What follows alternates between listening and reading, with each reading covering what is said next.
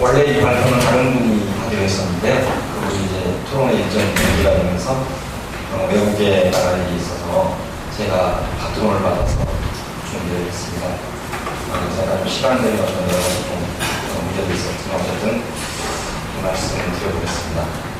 이 발표를 준비하고 그 마무리 지을 쯤에 이제 정몽준 신민당 의원이 대선 대권 선언을 하면서 문화민주주의를 슬로건으로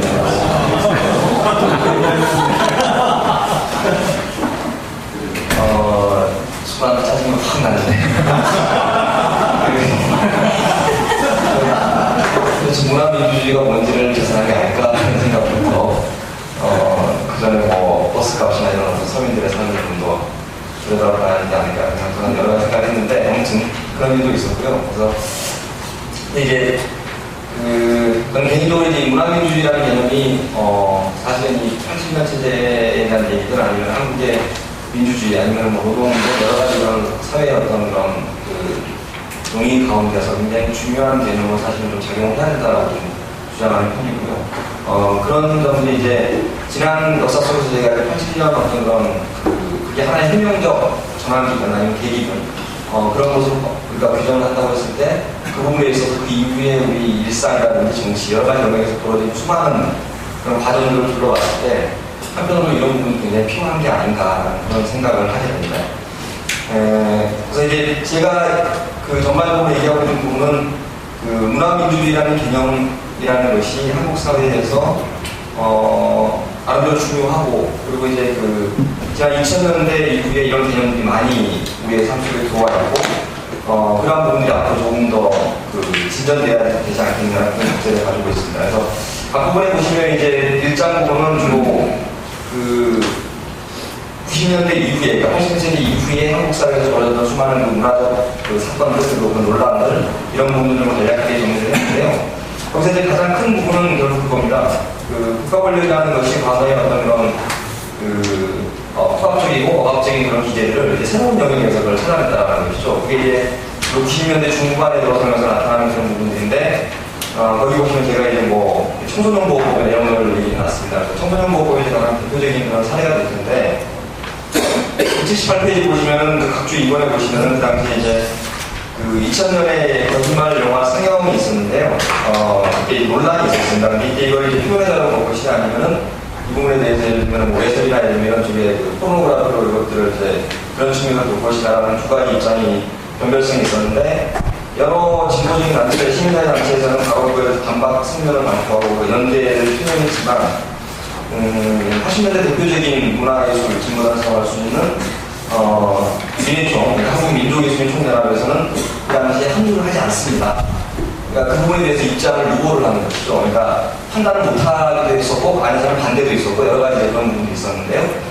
그러면서 이제 여성단체들도 약간 이제 그 사이에 흥분이 있었고요. 그런 부분들이 이제 예를 들면은 정치적 진보라는 부분과 문화적 진보라는 그런 두 축에서 사실은 어떤 그런 분열들이 생겨났다는 것이죠. 그게 이제 제가 봤을 때는 90년대 그리고 2000년 넘어오는 과정 속에서 굉장히 중요한 어떤 지점이 아닐까라는 생각이 들고요. 그 가운데 모든 개인들은 사실은 그 사이에서 지금 우왕좌왕하고 있는 그런 축이라고 볼 수 있다는 겁니다.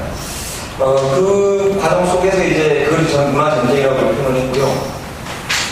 이 장에 가시면 이제 문화운동과 문화민주주의라는 개념을 얘기하고 있는데 그러다가 1999년에 문화연대라는 그 당시 문화개혁이나 시민연대라는 이름으로 시민문화운동 단체가 이제 창립을 하게 됩니다.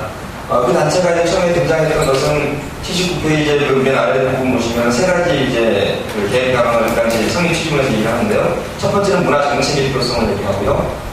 두 번째는 중립자치적이고 자발적인 새로운 문화활동의 조직화. 그리고 세 번째는 문화예술계 내부의 개혁. 그리고 이제 문화예술에 참여하는 주체들의 자기개혁. 이런 부분들을 얘기를 하고 있습니다. 근데 특히 이제 두 번째와 세 번째 이런 부분들이 제가 봤을 때 문화민주주의 개념에서 굉장히 중요한 측면이 아닐까라는 생각이 들고요. 그쪽에다 좀 설명드리도록 하고.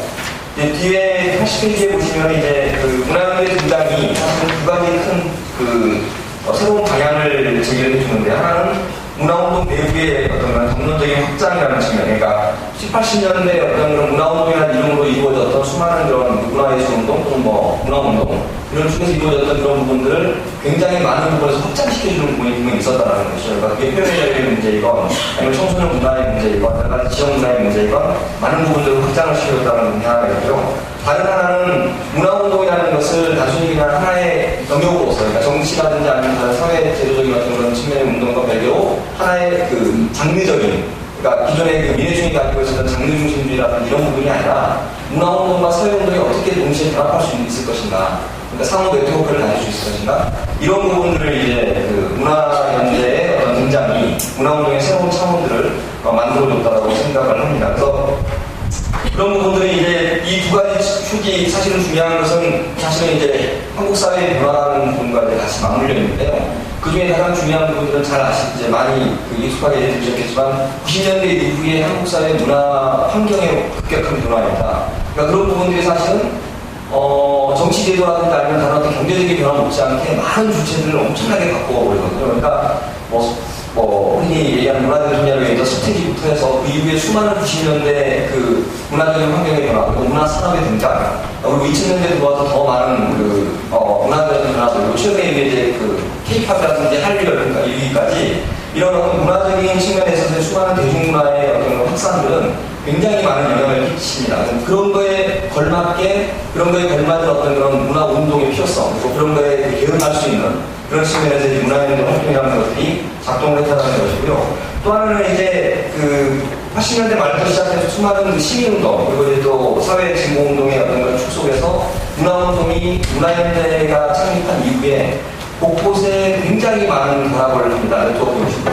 그러니까 그 과정은 기존의 사회운동이나 과거에 특히 80년대 학생운동에 대해서 예를 들면 문화예술운동을 굉장히 도구적으로 바라봤던 그런 입장들이 아니라 새롭게 이제 결합하는 방식은 굉장히 상호 간에 대등하게 그리고 서로 간에 접속하고 하는 그런 방식들이 많이 드러난다는 것이죠. 그게 바로 이제 예를 들면 시민운동이나 정치운동이 가지고 있는 여러 가지 미시적인 어떤 그런 측면들을 새롭게 열어젖히는 그런 일들도 해냈다고 보고요. 그런 부분들이 바로 이제 국가보안법을 대체하고 있는, 그러니까 대체한다고까지 어떤 그런 표현을 하지만, 그러나 청소년 보호법과 같은 그런 문제들을 좀 더 적극적으로 제기할 수 있는 그런 측면이 된다고 생각합니다.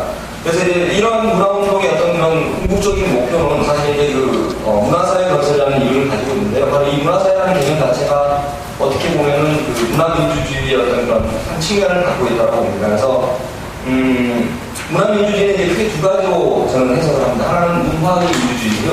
다른 하나는 민주주의의 문화입니다. 그러니까 문화의 민주주의는 이제 누군가는 그걸 문화적 민주주의, 문화적 민주화 이런 걸로 이제 기준을 얘기할 수 있는데, 그러니까 기본적으로 과거에 그 사람들이 갖지 못했던 수많은 문화적 권리들을 획득하는 것이죠. 그러니까 자신들의 어떤 경제적인 이유 때문에 아니면 사회적인 어떤 권리를, 그러니까 정치 사회적 권리 못지않게 문화적 권리가 굉장히 중요하다. 그런 부분으로 이제 해석을 해서 문화적 권리들을 획득하는 방식으로 해서 문화의 민주화, 그러니까 그 초보적인 수준의 문화적 민주화는 그런 거죠. 예를 들면 기존에 고급 예술이라고 있는데 한국 사회에서는 고급 예술을 접할 수 있는 일반 성인들이 접할 수 있는 게 굉장히 드물잖아요. 그런 부분들을 국가 예산이라든지 이런 공공 영역을 확장시켜서 예술연단이나 아니면 곳곳에 예를 들면 최근에 그런 일들이 좀 많이 생겨나고 있는데 그 서민들에게 뭔가 일반 대중들에게 그런 것들을 계속 접할 수 있는 그 접근권을 이제 보여주는 것이죠. 그런 부분들이 일종의 하나의 그런 축이 될 것이고요. 그것은 이제 단순히 이제 그 정도 차원이 아니라 이제 문화적 권리라는 것은 또 다른 측면에서 표현의 자유라든지 이런 것도 좀 포함될 수 있을 것입니다. 그 다음에 또 하나의 측면이 바로 민주주의 문화인데요. 이 민주주의 문화라는 부분은 사실은 그러니까 저는 최근에 평신당 사태를 지켜보면서 약간 그런 생각이 좀 많이 들었는데, 그러니까 한 87년 이후에 그것을 그 부분이 어떻게 보면 한국 사회가 정치적인 측면이 굉장히 중요하다는 인식 속에서 그거를 하나의 굉장히 중요한 사건으로 계속 우리가 혼명하고 그것을 계속 의미를 두고 하는 과정 속에서 어쩌면은 통진당 사태가 알게 모르게 그러니까 통진당의 어떤 그런 내부적인 모순이라든지 지금 드러나고 있는 다양한 문제점들이 일상 속에서 나타난 것이 아닌가. 그러니까 실제적으로 삶의 총체적인 모습 속에서 그 어떤 문제를 바라보고 그런 것들을 해결점을 찾는 게 아니고 그 개인의 어떤 삶 속에서 모든 것들이 구획되어 있고 서로 불안되어 있다는 것이죠. 그러니까 제가 봤을 때는 그런 부분들이 가장 큰 문제인데 그런 부분들을 해결하기 위해서 바로 필요한 것이 민주주의의 문화가 아니겠는가. 물론 이제 이것은 개념적으로 들어가면 굉장히 가리만 개념일 수 있지만 그런 측면에서 좀 바라볼 필요도 있겠다라는 생각이 듭니다. 그러니까 앞에서 잠깐 얘기했던 것처럼 정치적으로 예를 들면 그 수많은 진보적인 입장을 내세우는 많은 집단이나 개인들이 일상적으로, 미시적으로, 아니면 그 젠더적으로, 아니면 생태적으로 수많은 영역에서 모순을 보이거든요. 그 과정에서 이제 많은 사람들이 그런 부분에 대해서 지적하고 때로는 실망하고 돌아서 하는 과정들이 지난 한 20년, 25년 사이에 있었다는 것이죠. 그럼 그런 부분들을 어떻게 해결할 것인가? 그런 부분이 제가 봤을 때 민주주의의 문화의 핵이 아닐까 그런 생각이 드는 거죠. 그래서 이런 민주주의, 문화민주주의라는 게 결국 한편으로는 문화 부분에 있어서 여러 가지 제도적인 개혁이라든지 아니면 법적인 아니면 여러 가지 그런 문화적 권리를 획득하기 위한 하나의 노력과 동시에 일상적이고 미시적인 차원에서의 수많은 어떤 그런 민주주의의 문화를 획득하는 거, 만들어가는 거. 그러니까 계속해서 이제 자기 개혁하고 일종의 자기 조직하고 자기 자율적인 어떤 삶의 문화들을 만들어가는 것. 이런 두 가지를 포괄하고 있는 것이 아닐까 그런 생각을 하게 됩니다. 그 성장은 그냥 건너뛰도록 하고요. 문화 다양성 얘기인데 저는 지난해 한미 FTA라든지 이런 쪽에서 나타나는 부분이니까 넘어가면 될 것 같고요. 마지막에 그 사장 부분으로 넘어가서 말씀을 드리고자 하는데 그 부분에서는 이제 뭐냐면 바로 이런 어떤 그 문화운동이라든지 문화민주주의 개념 속에서 우리는 과거의 어떤 그런 그 문화라는 개념의 어떤 그런 그 한계 그리고 문화가 가지고 있었던 정치, 경제, 사회 문화라는 이런 그 부분적인 그런 개념을 조금 넘어서서 좀 더 삶의 어떤 전체적인 기회고 문화를 바라볼 필요가 있지 않을까 그런 관점을 좀 가지고 있습니다. 그래서 우리 사회 안에서 있는 수많은 그 여성이라든지 소수자, 청소년 이런 각각의 주체들이 이루어가고 있는 그런 어떤 부문운동부터 해서 그런 부분들의 그런 것들을 어떻게 네트워크할 것인가 그런 것들이 중요한 과제가 될 것 같다고 생각하고요. 그래서 이제 앞에 잠깐 말씀드렸던 문화사회라는 개념이 사실은 처음에 이제 주 5일 근무제 이런 것들 얘기를 하면서 노동시간 단축이라든지 그런 주장들 이제 앙드레 보르 이야기를 가지고 이제 많이 해왔거든요. 그런 부분들이 사실 이제 앞서 토론에서 잠깐 이제 토론 과정에서 나왔던 그런 얘기는 일상성의 문제라든지 일상에서 여가 시간을 어떻게 조직할 것인가 이런 문제. 근데 사실 그런 초보적인 수준의 논의가 이제 조금 더 진척이 돼야 된다고 생각을 합니다. 그러니까 단순히 앞에서 이제 그 이승원 선생님이 말씀하신 것처럼 노동시간 8시간이 중요한 게 아니고 거기에 출퇴근 시간이 2시간 이상이 포함이 되버리면 이미 10시간, 12시간이 그 삶에 있어서 거기에 투여가 되는 것들인데 이런 부분들을 어떻게 해결할 것인가. 그러니까 결국은 그 얘기는 무슨 얘기냐면 삶이라는 것을 부문적으로 바라보거나 부분적으로 바라볼 것이 아니라 통합적이고 총체적으로 바라볼 필요가 있다는 거죠. 지금 시대에 오히려. 그런 부분들을 좀 얘기를 하고 싶고요. 그런 부분이 이제 결국 뭐냐면 문화적이고 정치적인 계열들을 어떤 진보와 보수의 다양한 그런 각각의 계열들 이런 부분들을 다양한 축들을 동시에 놓고 사고를 하는 게 필요하다는 것이죠. 그러니까 단순히 정치적으로 어떤 입장을 드러내고 이런 차원이 아니라 문화적으로 그 사람이 어떤 감수성을 가지고 있고 그 사람이 예를 들면 문화적으로 어떤 판단을 하고 있는지 그런 부분도 함께 놓고 우리는 좀 볼 필요가 있다는 겁니다. 그랬을 때 단순히 정책이나 제도 그리고 법적인 어떤 그런 차원뿐만 아니라 이런 부분들을 감수성이라든지 어떤 정서의 문제라든지 어떤 그런 그 여러 가지 그런 측면에서 새로운 것을 만들어낼 수 있지 않을까 그런 생각이 들어요. 그래서 최근에 그 나오는 문제 중에 하나가 제가 요즘 최근 짧은 글을 하나 쓰면서 이제 주목하고 있는 것 중에 하나가 주폭과의 전쟁이거든요. 들어보셨나요? 들어보셨어요? 네. 서울시 경찰청에서 그 주폭과의 전쟁을 선언했는데요. 이 맥락 부분 되게 재밌습니다. 그러니까 그 사람이 서울시 경찰청장으로 임명되기 전에 충북 경찰청장이라고 있었는데 거기서 이미 작년에 이걸 실험을 했어요. 성공을 거둔 거에 나름대로 주민들의 호응을 받은 거죠. 그러니까 그러면서 서울시에 오자마자 바로 그거를 그대로 가지고 오거든요. 그 슬로건을. 그래서 서울시 31개 경찰서에 주폭 전단팀이 다 지금 편성돼 있어요. 그러니까 주폭이 아니고 사람들이 그 얘기하면 주폭이요 이러는데 전부 주폭이에요. 주폭. 그러니까 그 주폭이 뭐냐면 주로 술을 먹고 폭력을 행사하는 사람들이거든요. 근데 가만히 생각해보면 그 주폭은 이미 굉장히 오래전부터 우리 일상 속에 들어와 있었어요. 파주시에서 남동도 피우고요. 택시기사 행태도 하고요. 동네에서 맨날 술 먹고 꼭 이렇게 행태 부리는 분들이 있잖아요. 오랜 시간 동안. 시장 가서 아주머니랑 행태 부리고 깨끗이 뒤집어 그만하는 분들. 시장 가서 이렇게 바깥 뛰다 하고 이렇게 술 먹고 돌아다니는 분들. 그분들은 다 잡아두고 있다는 거거든요. 그러니까 이거는 제가 봤을 때 여러 가지가 사실 맥락이 있는데 경찰로서는 실적을 쌓기가 너무나 좋습니다. 눈에 보이는 대로 주워 담으면 되거든요. 그러니까 그런 식의 방식이 있고요. 또 다른 측면에서는 더 사실은 중요한 측면은 제가 봤을 때는 경찰이 가지고 있는 그 수많은 부정적인 이미지나 그동안 쌓아왔던 여러 가지 것들을 일거에 다 이걸 벗어버릴 수 있는 그러니까 지금 현재 한국의 국민들이라고 하는 대중들에게 다가갈 수 있는 굉장히 좋은 아이템입니다. 거기다가 조선일보는 지금 그래서 음주의 너그러운 나라, 범죄 범죄를 부추기는 사회, 뭐 이런 식으로 지금 기획실질도 같이 내고 있고요. 연세대, 서강대, 이대, 건대 전부 경찰서가 MOU까지 맺었어요. 그래서 캠퍼스에서 음주 추방을 하기 위한 그런 거예요. 그러니까 이게 굉장히 사실은 지금 우리 사회에서 기축이 들어오는데 그게 뭐냐면 근데 많은 사람들이 호응을 하고 있다는 거죠. 그래서 제가 이제 그걸 어떤 인터넷 매체에 글을 썼는데 거기에 댓글 달렸는데 한 분이 10몇 개를 달았어요, 혼자서. 근데 그 글의 주제는 뭐냐면 너가 조금만 당해봐야 된다는 거예요.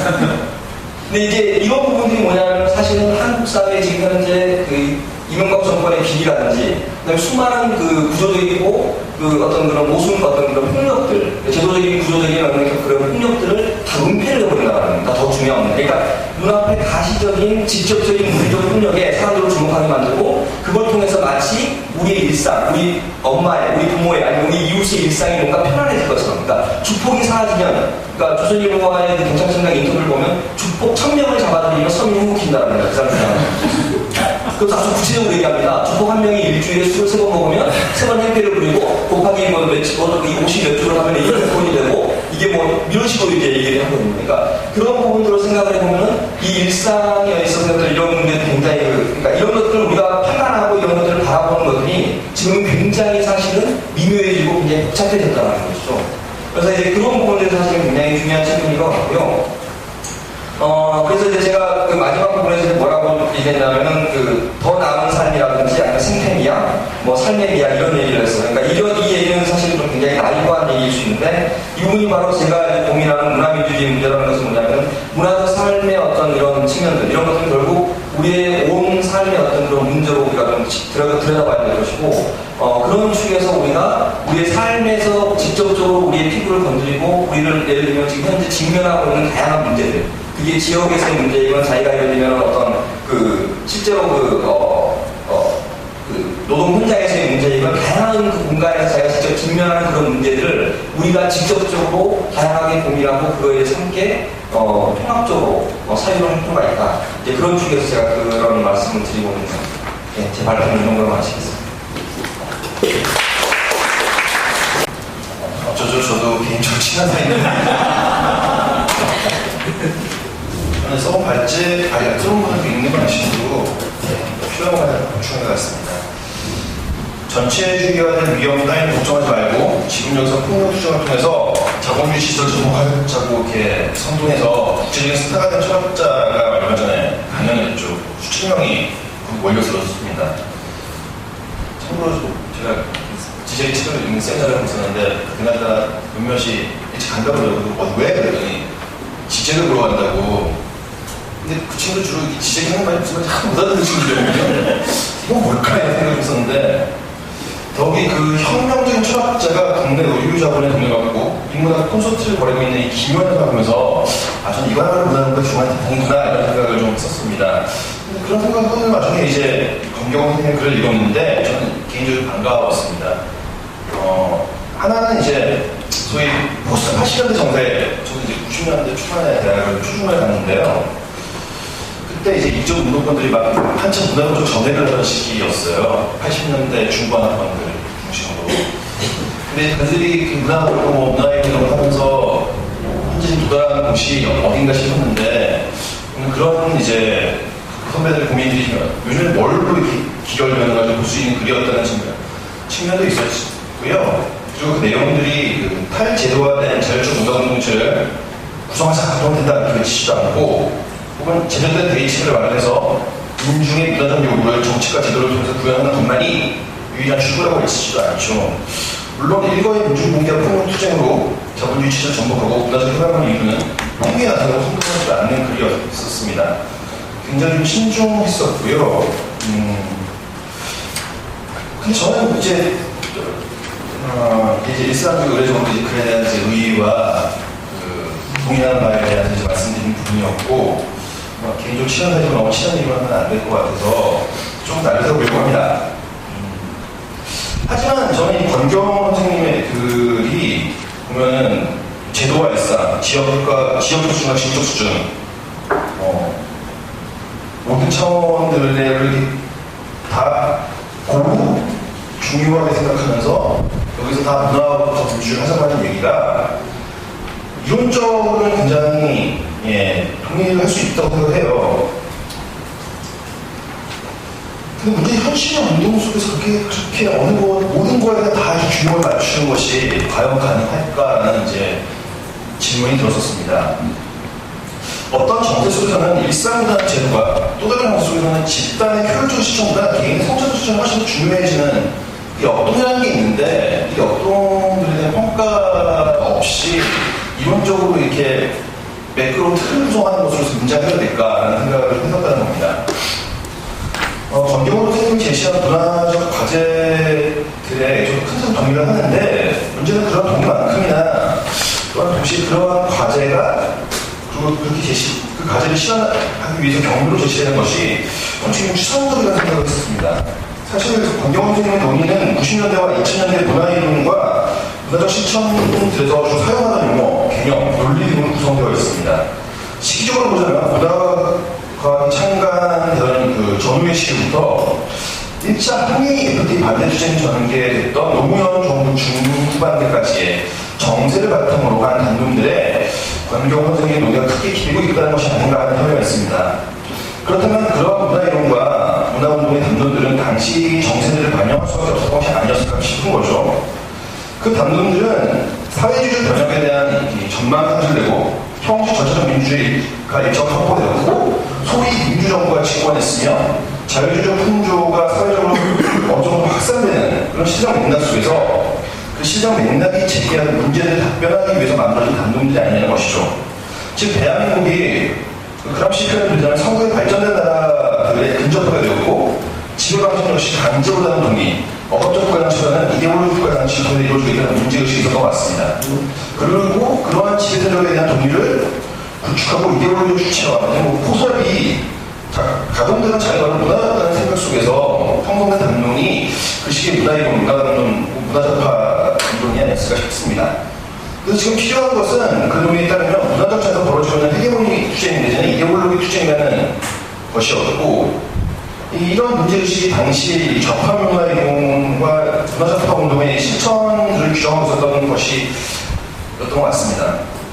그래서 물론 또 다른 이론적 쟁점 제기가 되겠죠. 당시 문화적파들에 의한 그 당시 헤게모니나 알투리스트의 이데올로기론의 이해가 정말 그 사람들이 하려고 했던 얘기 적합한 것이었느냐, 너무 자기가 생각 아니었을까, 뭐 이런 토론도 가능하겠지만 여기서 그 문제를 논의하지는 않은 것 같고요. 그리고 시간이 어느 정도 지나면은 이 그람시와 알투리스트를 통해서 문화이론을 전개하는 방식이 나중에는 푸코의 개념을 바뀌기도 하고요. 둘레지의 개념을 바뀌기도 하고 요즘 지제기 역할을 해주고 있죠. 권경호 선생님이 문화적 권리라는 새로운 진보적 해방적 가치를 구현하는 운동의 한 형태를 제시하는 문화연대도 사실은 바로 그러한 문제의식으로 만들어진 것 같습니다. 이 조직이 창립되던 당시 정식 명칭이 아까 말씀하신 것처럼 문화적 권리는 시민연대였는데요. 이 옛날 명칭에서 드러난 것처럼 시민과 개혁이라는 문제가 중요했다는 거죠. 그래서 당시 시민사회 중심적인 제도개혁 추진 노선을 문화연대는 어느 정도 채택하고 있었던 것이 아닌가. 그리고 시민사회 내에서 개혁운동을 문화라는 장소에서 문화적인 방식으로 수행함으로써 헤게모니 형성을 위한 진지를 형성한다 내지는 헤게모니 투쟁을 수행하겠다. 이런 전략을 당시 문화연대는 가지고 있었던 것 같고, 사실은 그건 시민운동이었죠. 그러다가 이제 2003년에 그 개혁을 위한 시민을 빼버리고 문화연대가 됐는데요. 근데 문제는 이제 지금의 정세, 적어도 이 김대중 노무현 정권이 끝나고 이명박 정권이 들어서는 이 시기에도 과연 90년대에서 2000년대 후반까지 형성된 중반에 형성됐던 정세 속에 만들어진 문화운동을 가지고 계속해서 문화 정치를 얘기하는 것이 타당할까, 이런 식의 질문을 던지는 겁니다. 저는 이제 김대중 노무현 정권은 분명 신자유주의 정권이었지만 동시에 일정하게 민주정권의 성격이 거기 집중되어 있었기 때문에 신자유주의 정치권의 뚜렷한 특징들이 잘 들어가지 않았던 것 같습니다. 그리고 제가 생각하는 신자유주의 정치권의 뚜렷한 특징이라는 건 민주에 대한 물적 양보가 없는 통치, 그리고 공권력의 폭력적 우위에 의한 통치를 적나라하게 표현하는 거죠. 근데 이명박 정부 들어서 이게 굉장히 강하게 등장을 한 것 같습니다. 요즘에 불풍을 일으키고 있는 그 두 개의 문에서도 시작부터 그러지 않습니까? 그 이명박 정부 딱 들어오고 떴을 때 무관용 정책, 법과 질서. 그런데 이거는 사실 이것만 만들어낸 개념이 아니라 잘 아시다시피 대출 짓고 했을 때도 딱 처음에 때렸던 게 법과 질서를 세우고 있다. 로우의 농도 폴리시였고, 그리고 제로 톨레런스 정책이 굉장히 강하게 실행이 됐었죠. 저는 이 지배대적이 상대적으로 자신의 물질적 이익을 비지배대중에게 양보하는 방식을 통해서 자신들의 지배에 대한 그 비지배대적의 동의를 구축하고 통합해내는 헤게모니적 지배는 신자유주의 시대 속에서 특히 이명박 정권 체제에서는 굉장히 약화되었다고 봅니다. 제가 아쉬웠던 지점은 아까 발표하셔서 부정하셨는데 지금 무단민주주의라는 과제의 절박성을 2000년대 후반에서 현재 이르는 시기에 구체적인 정치, 경제적 상황과 문화적 현상에 관한 게 굳이 분석을 하고 제시한 부분이 없었다. 그러면 이게 추상화된다. 이제 이런 문제를 좀 발표하셔서 좀 하셨고요. 물론 학술대회 일정이 예기치 못하게 변경돼서 발표자가 원래 다른 분이었는데 바뀌는 바람에 갑작스럽게 발표를 준비해야 했음을 저는 너무 잘 알고 있는데 이런 입장에서 제가 지금 던진 질문들이 학술대회 암묵적 규칙 내지는 이 개인적 친분관계의 존재하는 행동 방식이 좀 어긋나는 일인 것 같긴 해요. 정말 제가 이제 하지만 묻고 싶은 것은 현재 상황에 대한 변경의 문화정치적 인식이라는 겁니다. 꼭 뭐 완결된 문장이나 논문의 형태를 제출하지 않더라도 가능하다면 이 자리에서 그 시점도 논의해보고 싶습니다. 이명박 정권에 분명히 가시화되고 있는 이 사회적 배제의 심화와 시민들의 권리박탈의 일상화, 그리고 이에 대한 국민들의 저항을 공권적으로 폭력으로 분쇄하는 현 상황에서 문화정치의 문제는 무엇일까? 이런 게 좀 궁금하고요. 진짜 논의되는 문제 이런 거 아닐까? 저 개인을 생각해서 질문을 좀 드립니다. 예, 감사합니다. 이제 대행이 간단히 답변을 해주셨는데요. 먼저 굉장히 고마워요. 왜냐하면 사실 가까운 사이이기 때문에 이런 토론문을 쓰기가 사실 쉽지 않았을까라는 생각이 든다는데 이렇게 좋은 토론문을 정말 정성들여서 써주신 거에 대해서 너무나 감사드리고요. 개인적으로 그 토론문의 내용을 아까 잠깐 미리 받아보지 못해서 잠깐 읽었는데요. 전적으로 저도 사실은 그 부분에 동의를 합니다. 그러니까 제 글에서 빠진 부분들 그리고 부족한 부분들 그런 것들까지 해줬고요. 이번에 이제 잠깐 제가 설명을 이제 그냥 드리면 저는 진보와 보수의 어떤 그런 변별성, 차이점에 대해서 고민을 많이 했었는데, 그러니까 저는 개인적으로 진보 정치라든지 진보 운동, 노동운동이나 이런 쪽에 대해서는 자세히 모르기 때문에 추상적인 차원에서의 진보라는 걸 고민을 하는데, 가만히 보면은 그런 것 같아요. 그러니까 보수는 자신의 삶의 모든 것을 끌어안고 실천을 하거든요. 근데 진보는 많은 부분에서 그러지 않아요. 부분적으로만 경험을 하는 거죠. 시위에 잠깐 나간다든지, 아니면 뒤에서는 다 비슷합니다. 그런데 어떤 사람은. 근데 보수 이데올로기가 이제 작동을 하는 것은 삶의 모든 영역에 다 일관되게 관통을 많이 한다는 것이죠. 그런 점에서 예를 들면 그런 거예요. 제가 이제 고민하는 것 중에 하나가 이제 몇 년 전에 그런 게 있었는데, 왜 진보적인 학자들은 자신을 까지 않는가? 그러니까 자신을 드러내지 않는가? 감춥니다. 많은 부분에서. 어떻게 공부하면서. 보수인 학자들은 자기가 정말 어떻게 공부했고, 무슨 책을 읽었고, 자기가 젊은 시절에 이 어떻게 공부를 해서 자신의 어떤 지금의 삶을 이뤘는지 그 역사를 너무나 상세하게 구체적으로 자신의 후학들에게, 제자들에게 알려주거든요. 이 진보적인 학자들은 그런 사람이 없어요. 네가 알아서 해. 그리고 요즘 젊은 세대들은 똑똑한 애들 없다고 해요. 저는 그 부분이 굉장히 중요한 문제라고 생각을 하거든요. 그러니까, 근데 자신의 삶을 왜 까지 않을까? 이러면 제가 속되게 생각해서 죄송하지만, 왜 그럴까라고 가만히 생각을 해보면 자신이 없는 거예요. 왜냐하면 말로만 대답을 하고 있는 거죠, 어떤 사람은. 그러니까 그걸 못하는 거예요, 그렇게. 자신이 어떻게 살고 있는지, 실제 일상을 어떻게 영위하는지, 자기가 돈을 어떻게 쓰고 있는지, 재산이 어떻게 자기가 재산을 하고 있는지, 그러니까 뒤에서 예를 들어서 다른 걸 할 수 있는 거죠, 어떻게 보면. 땅 투기를 할 수 있을 것이고요. 투자를 하는 거, 주식도 할 수 있을 것이고요. 여러 가지가 가능하다는 거죠. 그러니까 그런 부분이 제가 봤을 때 굉장히 중요한 부분이고, 그런 점에서 이제 제가 그러니까 얘기를 좀 돌렸었지만, 이 삶의 문제라는 거, 그러니까 우리가 온 삶으로 이런 부분을 받아들여야 된다. 이게 사실 문화민주주의의 굉장히 중요한 과제라고 했던 것은 바로 그런 측면이 있는 거죠.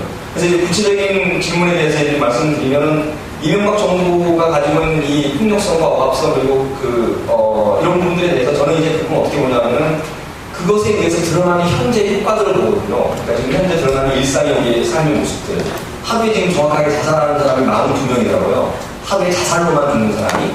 그리고 그 자살의 2위와 3위를 차지하고 있는 나라가 핀란드와 일본인데 19명이에요. 19.3명, 뭐 이 정도예요. 2배가 넘습니다. 그러니까 한국은 거의 뭐, 이거는 정말 살아있는 지옥과 같은 곳이라고 볼 수도 있죠. 하루에 42명이 자살로만 죽는 나라인데. 근데 이런 부분들. 그러면서 이제 학교폭력이나 학생들의 자살에 여러 가지 문제들이 연이어 터지고 있는데, 이런 것들이 사실은 그 이명박 정부가 가지고 있는 그런 통합성의 일종의 효과인 것이죠. 그렇다면 이렇게 드러나는 어떤 이런 그 여러 가지 효과들을 우리가 이제 어떻게 볼 것인가라고 생각해보면 이런 거예요. 이 부분을 많은 대중들이 접하고 이 부분에 대해서 고민을 하고 문제라고 생각을 하지만 실제적으로 이 부분들을 자신의 삶에 있어서의 구체적으로 적용하거나 이 부분들을 받아들이는 데서 굉장히 한계가 크다는 겁니다. 예를 들면 학교폭력 문제가 있었는데 올 초에 그 학교폭력의 문제를 진보지전이고 보수전이고 받아들이는 문제는 뭐냐면 학교폭력 그 자체로 보거든요. 조선일보 같은 데가 이걸 선정을 하는 거죠. 어떻게 선정하냐면은 빵 셔틀이라는 것을 막 전면에 내세웁니다.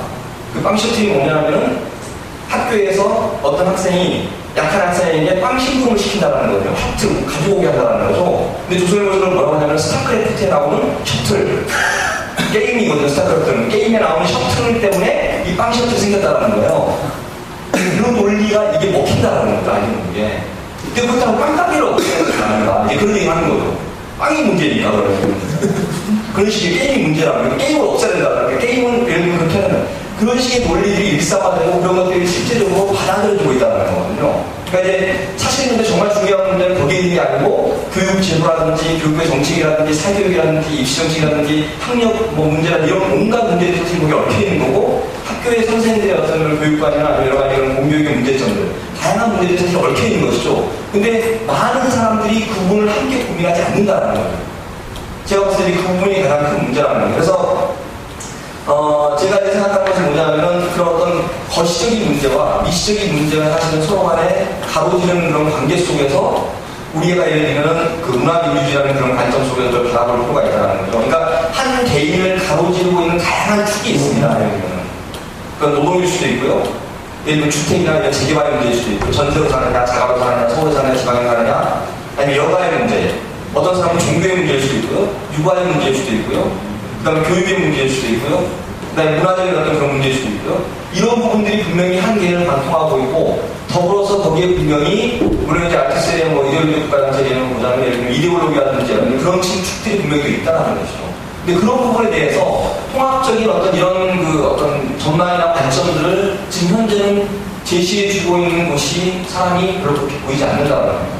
실제 학생들을 만나보거나 그런 것에 대해서 조금이라도 고민 있는 사람들을 만나보면은 그런 것에 대한 갈망과 그런 것에 대해서 굉장히 많은 것들을 지금 사실 요구하고 있거든요. 근데 그런 게 없어요. 그러니까 요즘 젊은 사람들이 계속 찾는 게 뭐냐, 멘토 찾고 무슨 콘서트에 찾아다니고 이러는 게 뭐냐면 자신에게 뭔가 얘기해줘야 되는데 그 설명해주는 사람이 아무도 없습니다. 실제로. 그러니까 사대강이 문제라고 하는데 왜 문제이지? 도시 사람들은 강이 어떤지 잘 모르는 거거든요. 근데 사대강이 무조건 자연이 파괴되면 안 된다는 강의가 아니라 아주 구체적으로 들어가서 얘기해줘야 된다는 거예요. 단순히 강정마을에 예를 들면 그게 핵무기가 건설되면 안 된다는 게 아니라 왜 건설되면 안 되는 데 대해서 좀 더 저 차원에서 같이 논의를 해봐야 된다는 거죠. 이게 평화의 문제와 예를 들면 군사 기재 문제와 전쟁의 문제와 폭력의 문제가 어떻게 얽혀 있는지 그걸 좀 더 진지하게 논의해볼 필요가 있다는 겁니다. 그래서 제가 생각하는 것은 바로 이러이러한 부분들, 그러니까 이명박 대통령이 사실은 가장 큰, 제가 봤을 때 지도적인 물리적인 폭력도 굉장히 중요하지만 그 효과의 가장 큰 문제점 중에 하나는 지금 대부분의 대중들, 사람들로 하여금 사유의 불가능성을 이미 제가 봤을 때는 그 효과가 나타나고 있다고. 그러니까 더 이상 자신의 삶에 대해서 사유할 수 없다는 거죠, 개인들이. 눈앞에 보이는 아까 얘기했던 그런 축복의 문제가 더 크고, 국가적인 폭력이라든지 어떤 경제적인 폭력에 대한 이런 부분들이 더 중요한 게 아니고, 내 앞에 있는 어떤 그런 폭력들이 훨씬 크다고 얘기하는 것이죠. 그 부분이 제가 봤을 때는 가장 큰 문제이고, 바로 거기서 정치라는 것이 부재하게 될 수밖에 없는 그런 부분들이 있다고 봅니다. 그리고 마지막으로 한 가지만 좀 그 문화연대를 약간 좀 변호를 하자면요. 아까 이제 문화연대 어떤 그런 정체성에 대해서 잠깐 말씀하셨는데, 실제로 이제 제가 여기서 가만히 있지 않아서 문화연대 출발만 얘기했지만, 실제로 문화연대가 2000년대 중반 이후에 활동해온 그 다양한 활동들을 보면 엄청납니다. 대출이 투쟁에 결합을 했었고요. FTA 투쟁에 결합을 했었고요. 용산참사 투쟁에 결합을 했었고요. 쌍용차 결합을 했었고요. 희망버스 조직을 했었고요. 그 다음에 강정에도 있었고, 콜트콜텍 노동자들 복지라는 이런 투쟁에도 계속해서 결합을 했었고요. 그런 수많은 활동들을 통해서 실제적으로 아까 제가 앞에서 아주 간략하게 얘기했지만 문화운동과 사회운동이라는 게 어떻게 직접적으로 연결될 수 있고 그것들이 어떤 효과를 낼 수 있을지에 대해서 굉장히 최전선에서 고민하고 활동을 했던 저는 옆에서 지켜봤던 사람이지만 바로 그런 부분이 있다는 걸 좀 말씀을 드리고 싶습니다.